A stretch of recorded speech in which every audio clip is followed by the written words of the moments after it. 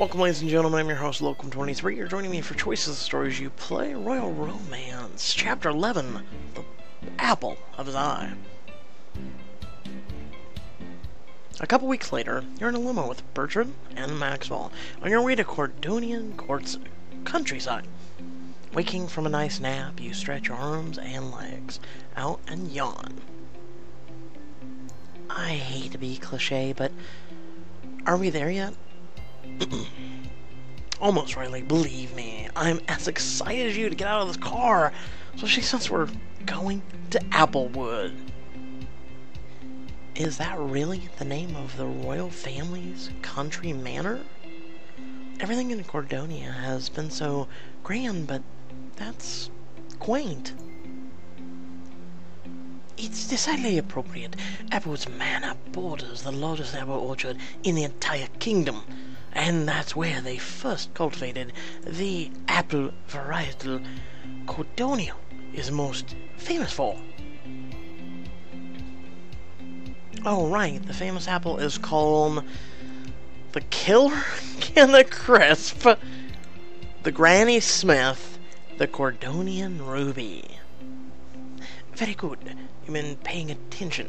The Cordonian Ruby is a red varietal that's pleasantly crisp with an intense flavor that have notes of honey caramel. That is an apple I wouldn't mind trying. You know, that's probably the most poetic thing you've ever said. Certain subjects call for a little poetry. Like apples, obviously. Precisely. Now let's review your role this weekend in earnest. In earnest? You make it sound like I need to step up my game. Oh, you do. Since the king's announced his retirement, everything has changed. I guess the announcement was pretty serious, huh? I saw King Constantine talking to Liam about it at the beach party. Really? What do you know about it? Absolutely nothing! Oh, I know nothing. The king dismissed me before they talked. That the prince wasn't expecting the announcement. Interesting. Anything else? Has he talked to you since? No, I haven't seen him around much lately. He's probably busy with the preparations for coronation. That's precisely the reason we need to make a more concerted effort. We're no longer playing for the title of princess. If Riley marries him, she will be queen. The stakes are higher than ever. We must succeed. Bertrand, you know I actually care about the prince, right? I'm gonna win the crown for House Bertrand, or die trying. I actually care for the prince, right? We have a relationship. If he chooses me, it'll be because he cares for me, and I care for him. That's good, use that. Let your sentimental heart fuel your competitive spirit. Bertrand? I'm merely preparing you. The other ladies are only going to get more competitive, and if you do care about him, then you'll get serious. Well, then I can agree to that. We're running out of time, after all. There's only a month and a half before the coronation ball at the end of the season. So soon? Time flies when you're jet-setting around Cordonia. So, what do I need to do? What are my directives for the day? No time to play coy. Spend as much time with Liam as possible. If you can't do that, try not to get in trouble. According to my reports, you, Duchess Olivia, and Countess Madeline are the frontrunners. But Liam and I have a special connection. Yeah, we got that the first time, Riley. His Royal Highness isn't the only one who matters. Olivia and Madeline may not be foremost in the prince's heart, but they are popular among the other royals, nobles, and the public. They're both going to try to undermine you. Olivia's been trying since the beginning, but I've stood my ground. I don't know that much about Madeline. Oh, would you like a history lesson? Her mother is Cordonian nobility, which is where she gets a title of countess, and she's practically royalty on her father's side as well. Her family is powerful, and she's grown up immersed in the intricacies and maneuverings of the courtly life. Don't underestimate her. She's used to winning. Really? You want to talk about winning? She sure as hell didn't win Leo, now did she?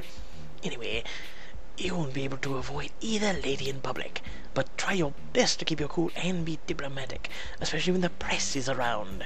You've done remarkably well so far, but there's still room to fail. So you're telling me I can't smack somebody, right? Okay. You nod as the limo makes a turn and begins to slow down. We're here. Exiting the limo, you step onto the sprawling estate of Applewood Manor. A large stone manor stands elegantly amidst manicured gardens, and beyond it, vibrant fields of grass and trees stretch out before you. Feel free to screenshot that if you like. Moving on. Beautiful. I can get used to this. This is Applewood. It's where we'll be staying for the next few weeks. Maxwell grabs your bags from the limo and walks with you down the long, packed dirt driveway leading to the manor. Now, we should settle in quickly. The Apple Blossom Festival will last today and tomorrow. The first kickoff event is starting this afternoon. What kind of apple-themed activities are we talking about? Delicious ones. Apple bacon, apple pie bacon, apple tree planting. We Cordonians take our traditions very seriously. Be sure to show enthusiasm for all of the events. That starts with finding something suitable to wear. Nothing too flashy, just something that says you're relatable and quaint. So technically what she's wearing currently. I've got this. You walk into the boutique. And before anybody says, why didn't you pick the outfit? Because I'm saving diamonds for the Diamond Edition. Every damn chapter someone says something.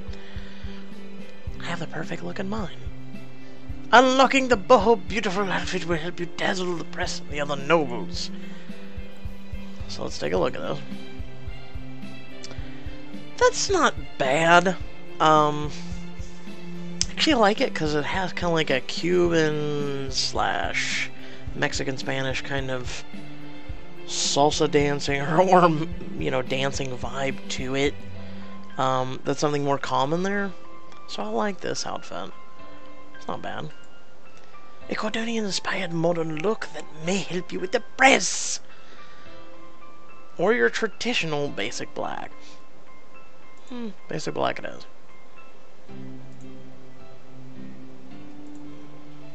This is comfortable.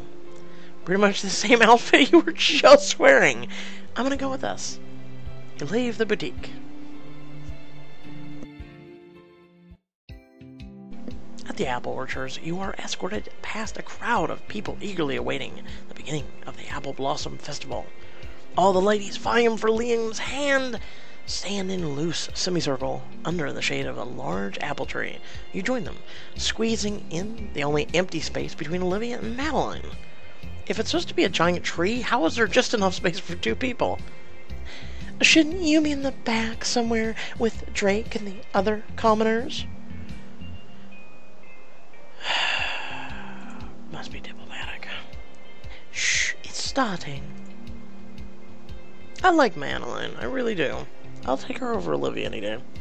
Your attention goes to the king and queen standing in the center, proudly smiling near several wicker baskets full of brilliant red apples. The press throngs around you, quietly quieting as the king raises his arms. Welcome to the annual Apple Blossom Festival. As is tradition, myself and several ladies of the court will sample the apples of the first picking of the season. The queen gestures and the apples are distributed to the suitors. You take yours, cupping it in your hands. It's so red, it really is like a ruby. It looks delicious. Oh, it is. I can't wait for you both to try it. Are you being sarcastic right now, or are you being genuine? I don't know with her anymore. Especially after Crown the Flame. You know, I actually look forward to this every year. Ladies, if you will, please try your apples. One of the reporters edges closer with a cameraman. Make sure you look over here. We'd love some reaction shots. Ladies taste their apples. Oh, delicious. As refreshing as a summer breeze. You take a big bite of your apple, only to have a mouth filled with a sharp, nauseating mix of bitter and sour tastes. Swallow and smile. Swallow and smile. You gotta be diplomatic. As I'm taking that into account. Fighting back a grimace, you swallow the apple and put a smile on your face as cameras click. That was tasty.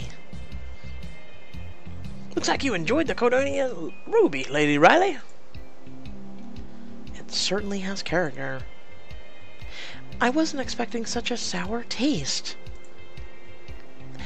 The first crop of the season always has a particular bite to it. I rather like the taste, personally.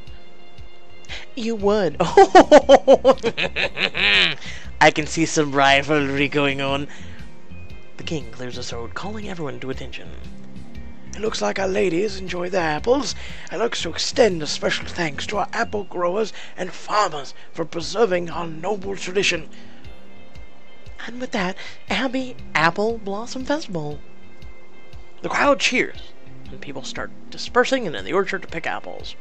You're about to join them, but the reporters rush forward, trapping you with Olivia and Madeline. Would it be alright, ladies, if I ask you a few questions? Of course.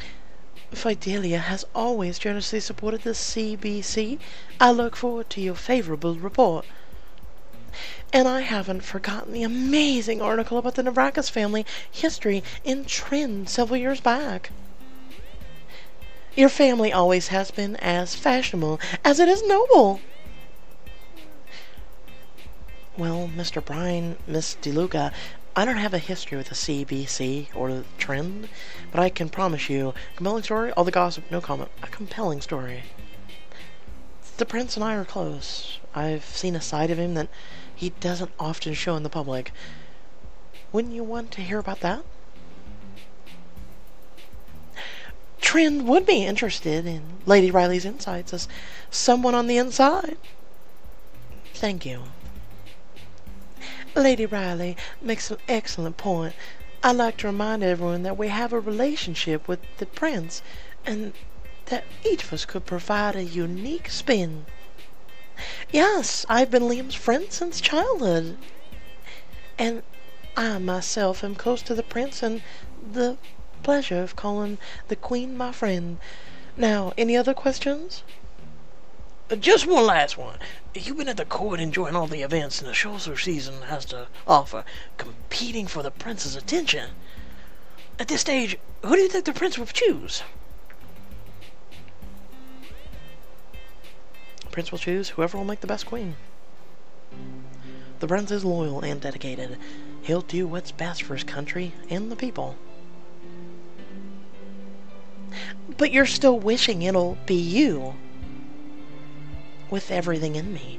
But I know Prince Liam will do what's right, and I'm trying to be worthy of his choice. Can I quote you on that? Of course. Very well put, Lady Riley. Really?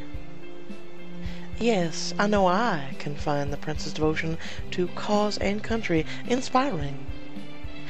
As do we all, Lady Madeline. That's it for questions. Thank you, ladies. Especially you, Lady Riley. Your answers were quite interesting. The press liked you. Again. I mean, how many times do they have to like you or not like you? You're welcome. Reporters walk off. Olivia glares at you while Madeline considers you thoughtfully. That was informative. Lady Riley, you answered with such grace and poise. Oh, thank you. It was rather enviable. I only hope you can keep it up without any mishaps. Some women can't handle the pressure. I can. As can I. If either of you think you've won, you've got another thing coming. Oh, Olivia dear, I think we all know where we stand. May the best woman win. She walks off. Olivia shakes her head and stalks in the opposite direction. You find Maxwell and Bertrand on the sidelines.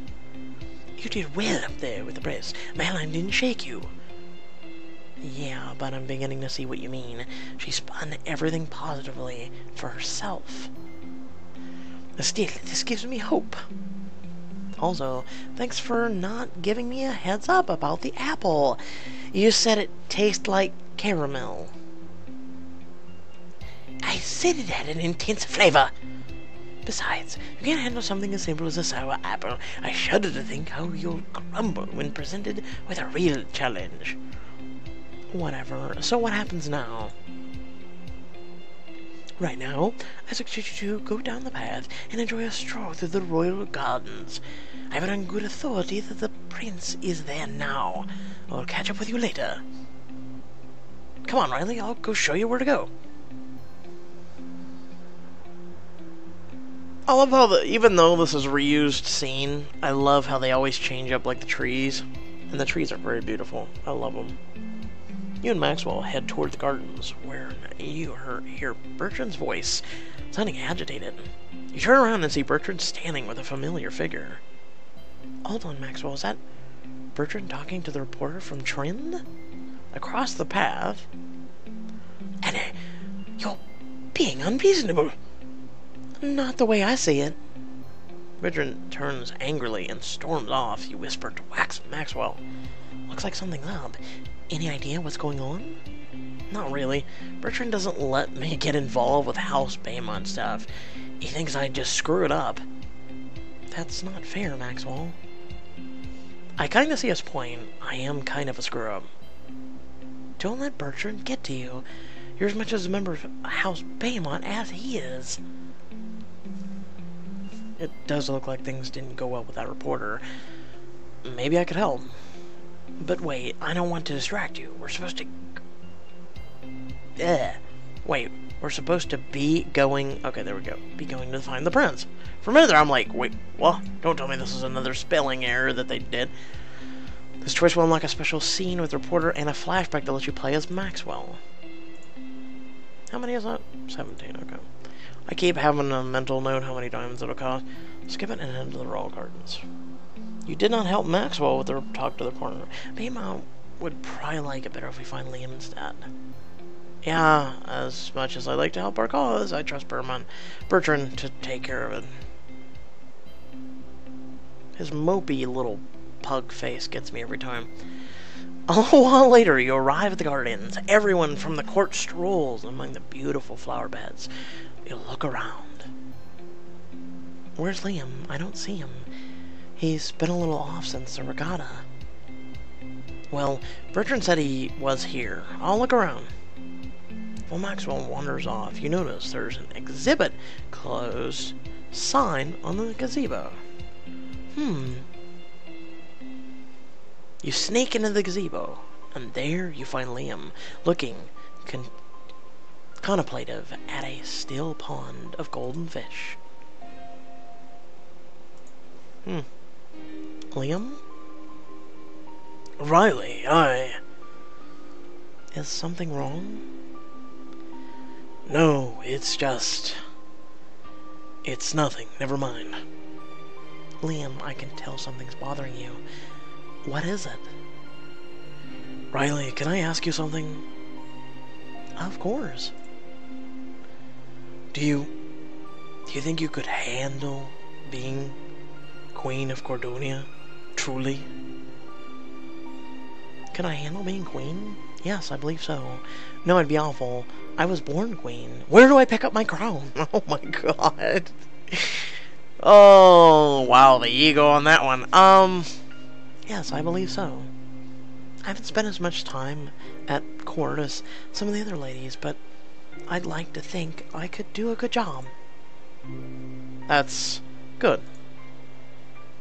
Is that what's been on your mind recently? That's part of it. But as for the rest, it's not something I can talk about with anyone. But trust me, If I could, you'd be the one I'd want to tell. Liam? You reach out and touch his arm. He leans into you for a brief moment, embracing you tightly. Honestly, I'll be fine. Anyway, it's just boring royal business. Not worth troubling you about in any case. Well, then maybe I can join you in the gardens. You and Prince walk away from the gazebo and wind your way through the flowers. I've always loved the view here.